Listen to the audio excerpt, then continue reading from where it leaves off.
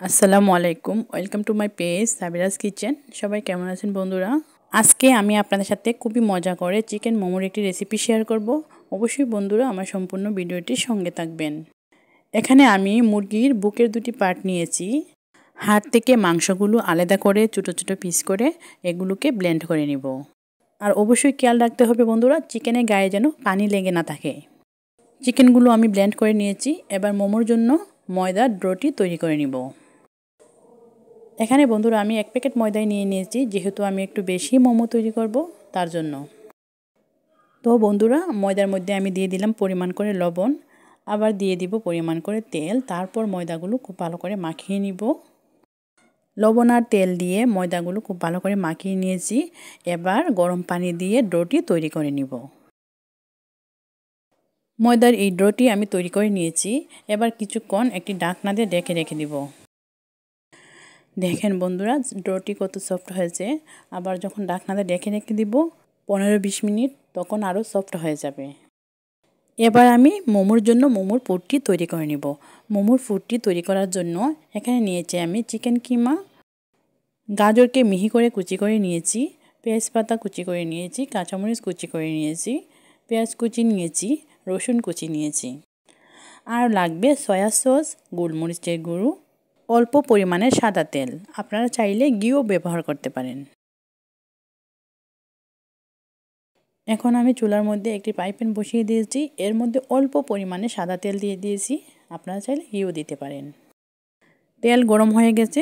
এবার আমি ফ্রাই প্যানের মধ্যে এক এক করে সবগুলো উপকরণ দিয়ে দিব।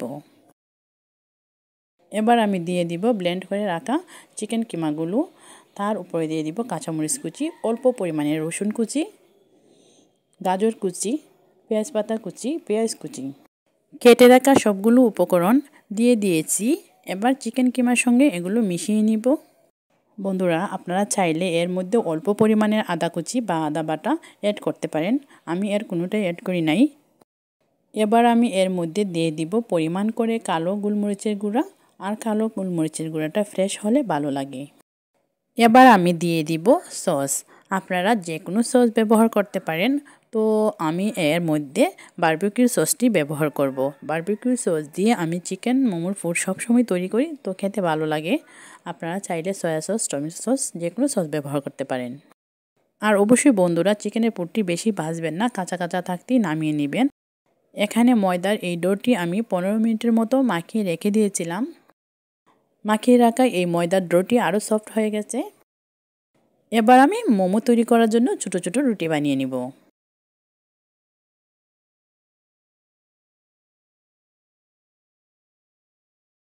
এইরকম একটি বড় রুটি বানিয়ে একটি বোতলে মুখ দিয়ে ছোট ছোট রুটি বানিয়ে নিলাম অনেকগুলো। বন্ধুরা, রুটিগুলো এই রকম পাতলা পাতলা করে বানাবেন, তাহলে মোমো খেতে ভালো লাগবে।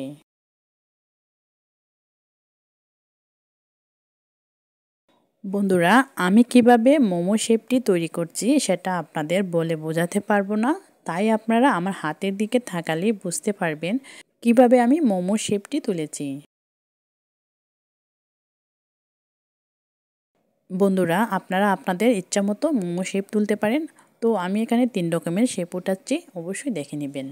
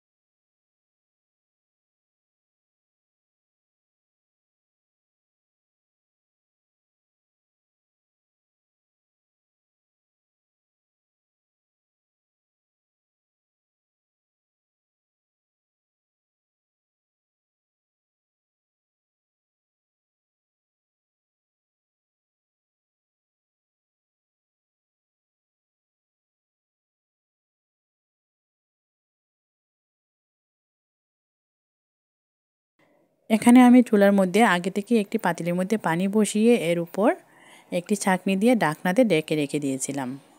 বন্ধুরা, আমি এই ছাঁকনির মধ্যে তেল লাগিয়ে নিয়েছিলাম। অবশ্যই আপনারা ছাঁকনির মধ্যে তেল লাগিয়ে নেবেন, তাহলে আর মোমোগুলো লেগে যাবে না। সবগুলো মোমো আমি তৈরি করে নিয়েছি। এবার এগুলো ভাপ দিয়ে নিব।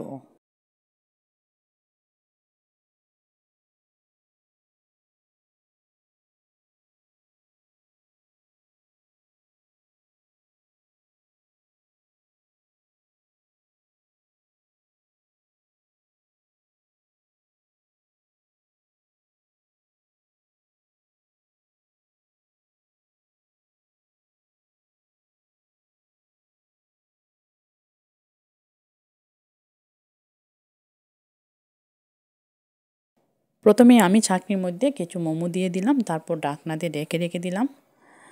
তারপর কিছুক্ষণ পর আবারও ঢাকনা উঠিয়ে এর উপর আরও কিছু মোমো দিয়ে দিলাম।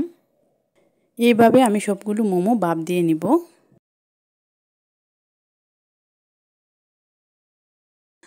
তারপর বন্ধুরা মোমো গরম গরম নামিয়ে টমেটো সস আর আমি তৈরি করব একটা সস, ওই 2 রকমের সস দিয়ে মোমো খেতে খুবই ভালো লাগে। এবার আমি মোমো খাওয়ার জন্য খুব মজার একটি সস তৈরি করব। তো এই সসটা দিয়ে মোমো খেতে অসাধারণ লাগে। এই সসটি তৈরি করার জন্য আমি ফ্রাই প্যানের মধ্যে প্রথমে আধা কাপ পরিমাণে তেল দিয়ে দিব। এবার আমি তেলের মধ্যে রসুন কুচিগুলো দিয়ে দিব। তো বন্ধুরা আপনারা প্রথমে ভেবেছেন এতগুলো রসুন কুচি দিয়ে আমি কি করলাম। রসুন কুচি দিয়ে আমি এই সসটি তৈরি করব, এর জন্য রসুন কুচিগুলো কেটে রেখেছিলাম। রসুন কুচিগুলো বাদামি কালার হতে হতে আমি একটি মগের মধ্যে কিছু উপকরণ নিয়ে নিব। দেখেন বন্ধুরা কী কী নিচ্ছি।